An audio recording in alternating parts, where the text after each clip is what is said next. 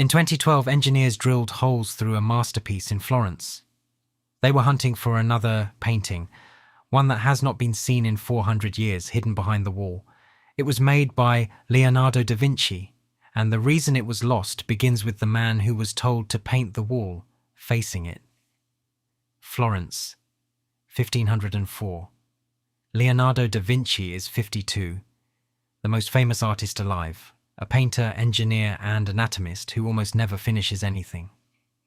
Michelangelo Buonarroti is 29, brutal, devout, and has just carved the most celebrated statue in Europe. 23 years separate them. They cannot stand each other. Leonardo had spent 17 years in Milan serving the Sforza court. He painted the Last Supper on a refectory wall using an experimental technique, and it began flaking off within his own lifetime. He filled thousands of notebook pages with flying machines, water, and dissected bodies. He was a genius with a reputation problem. He started everything and delivered almost nothing. And there was the horse. Leonardo spent over a decade designing the largest equestrian monument ever attempted for the Duke of Milan and built the full-size clay model of the horse alone, over 7 meters tall. No rider yet. Crowds came to see it. Then the bronze was taken away to cast cannon. The French took Milan, and tradition says their soldiers used his masterpiece for crossbow practice. Whatever happened to it, it did not survive. While Leonardo's horse was being shot to pieces, a 24-year-old from a family of minor officials carved the Pietà in Rome. Visitors admired it and credited another sculptor. So Michelangelo came back at night and cut his own name into the band across the Virgin's chest. It is the only work he ever signed. He said later that he regretted the vanity of it. Back in Florence, there was a block of marble everyone had given up on. 2 sculptors had already hacked at it and abandoned it. It had lain in a cathedral yard for decades, cracked and badly cut. They called it the Giant.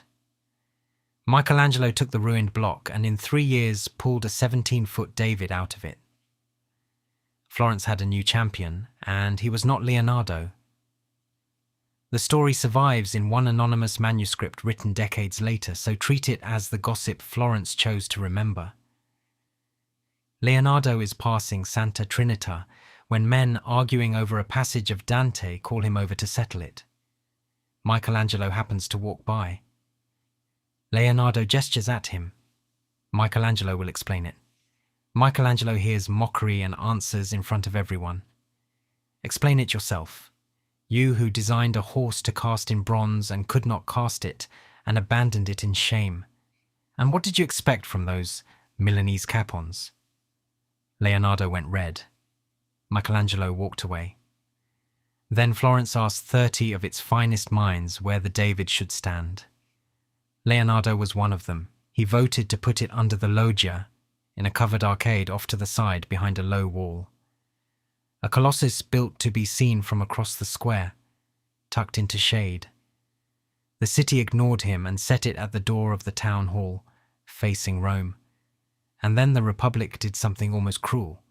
It hired both of them to paint enormous battle murals in the same room, the great council hall of the Palazzo Vecchio, on walls directly facing each other. Leonardo's revised contract was signed by the second chancellor of Florence, a civil servant named Niccolò Machiavelli, and it gave him a deadline. 2 rivals, 1 chamber, and every citizen who walked in as the judge. Leonardo took the Battle of Anghiari. He did not paint ranks of soldiers. He painted 4 horsemen knotted together around a single flag, teeth bared, horses biting each other. The moment war stops being glorious and becomes an animal thing. Artists who saw the finished center called it the finest thing he ever made. Michelangelo answered with the Battle of Cascina and chose a moment with almost no fighting in it. Florentine soldiers are bathing in the Arno when the alarm sounds. His wall would be a mass of naked men twisting out of the water, grabbing for armor. It was not a battle. It was an excuse to prove that nobody alive could draw a human body like him. Underneath the commission was an older argument. Leonardo insisted painting was the higher art. The painter works with the mind, clean in silence, like a gentleman. Sculpture, he wrote, is a mechanical business.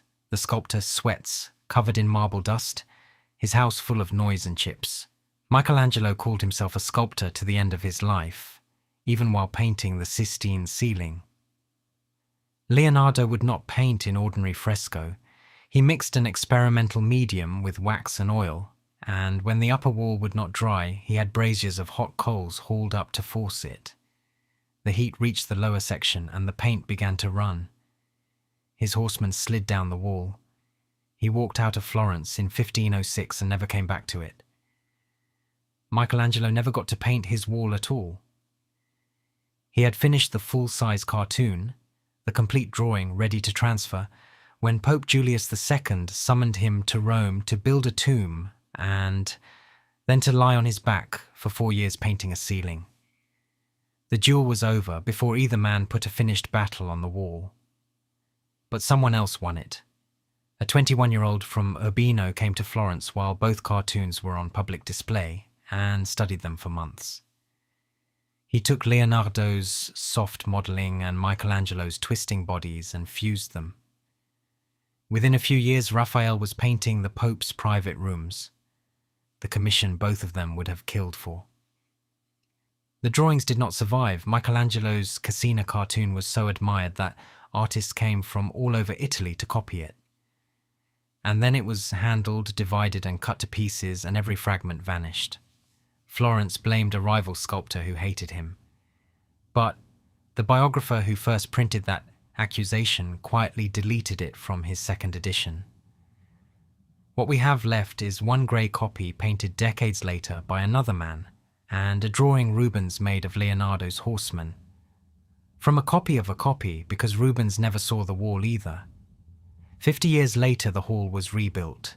Giorgio Vasari, the painter who wrote the first history of Italian art, and who worshipped both men, was ordered to raise the ceiling and cover the walls with his own battle scenes. Whatever was left of Leonardo's ruined mural went behind Vasari's new plaster. And Vasari never wrote a word about destroying it, and high up in Vasari's own battle scene, 12 meters above the floor, a soldier carries a small green banner. Painted on it are 2 words, Cerca, trova, seek and you shall find. In the 1970s, an engineer noticed it and asked the obvious question. Is that a message? Did Vasari build a false wall in front of Leonardo's ruin and leave a note saying where to look? They drilled 6 small holes through patches already damaged and pushed an endoscope into the cavity behind. In 2012, the team announced flakes of black pigment, they said matched material on the Mona Lisa, and a gap of 1 to 3 centimeters between the walls. Hundreds of art historians signed a protest against putting holes in one masterpiece to hunt for another. That September, the work was stopped. It has never resumed. The 2 men never worked in the same city again.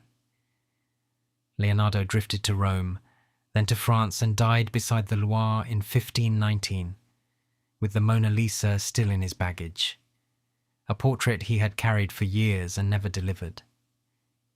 Michelangelo outlived him by 45 years, painted The Last Judgment, and was still designing the dome of St. Peter's at 88.